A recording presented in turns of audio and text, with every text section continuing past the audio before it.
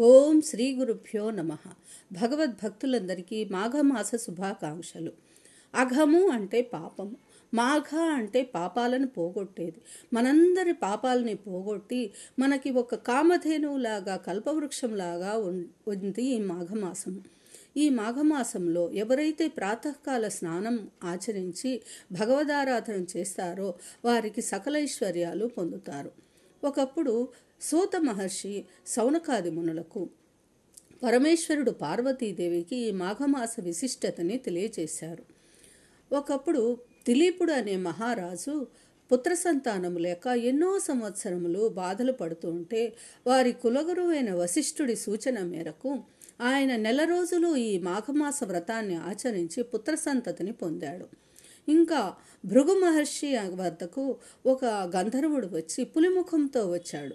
ఆ యొక్క పులిముఖంతో బాధపడుతున్నానని చెప్తే మహర్షి జాలిపడి ఈ మాఘమాస వ్రతాన్ని ఆచరించమంటే ఈ నెల రోజులు ఆయన వ్రతాన్ని ఆచరించి తన పులిముఖాన్ని పోగొట్టుకున్నాడు.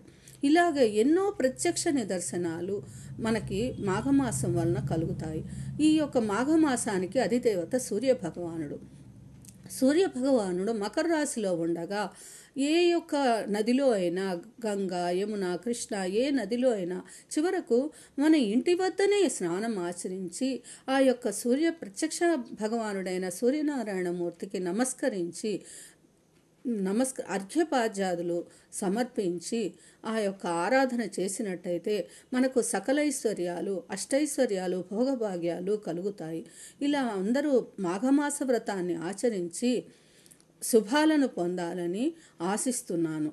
ఈ యొక్క మాఘమాసంలో మనము గంగే, యమునే, కృష్ణే, గోదావరి, సరస్వతి, నర్మదే, సింధు, కావేరి జలేస్మిన్ సన్నిధిం కురు అనుకుంటూ స్నానం చేస్తే గంగా నదిలో స్నానం చేసినంత ఫలితం ఉంటుంది. త్రివేణి సంగమంలో స్నానం చేయడానికి నర్మదే, త్రివేణి మాధవం సోమం భరద్వాజంచ వాసుకిం అని స్మరిస్తే ప్రయాగలో స్నానం చేసిన ఫలితం లభిస్తుంది. లక్ష్మీనారాయణులు అష్టోత్తరంతో కానీ మనకి వచ్చిన స్తోత్రములతో కానీ ధ్యానం చేస్తే భగవద్ అనుగ్రహం మనకి లభిస్తుంది. ఈ మాఘమాసంలో మొదటి స్నానము మన పాపాలను పోగొడుతుంది. రెండవ స్నానము వైకుంఠ ప్రాప్తి కలిగిస్తుంది. మూడవ స్నానం చేస్తే విష్ణుమూర్తి కూడా మనకి రుణగ్రస్తుడైతాడంట. ఇది సాక్షాత్తు పరమేశ్వరుడే పార్వతీదేవికి చెప్పాడు. ఆ యొక్క వశిష్ఠుల వారు దిలీపుడికి చెప్పాడు. వారందరూ చెప్పిన విధంగా మనము కూడా ప్రాతకాల స్నానము చేసి సాధ్యమైనంత వరకు చిన్న చిన్న